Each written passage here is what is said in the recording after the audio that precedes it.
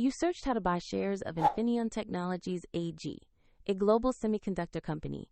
It trades on Xetra under the ticker IFX.DE. This video is educational only and does not constitute financial advice. To buy shares, you need a broker account. I will use eToro as an example to show the process.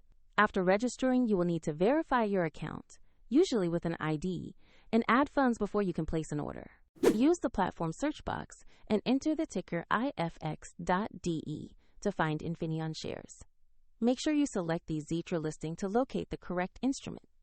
Open the stock page to review basic company information and the price chart. Double-check the issuer name and Xetra listing to confirm this is the correct Infineon stock.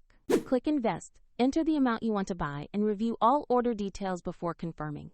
If the market is closed, your order may be queued for the next open, and if you lack funds, the platform will prompt you to add them before final confirmation. Your new position will appear in your portfolio once the order fills. Check the description for the eToro link if you want to access the platform.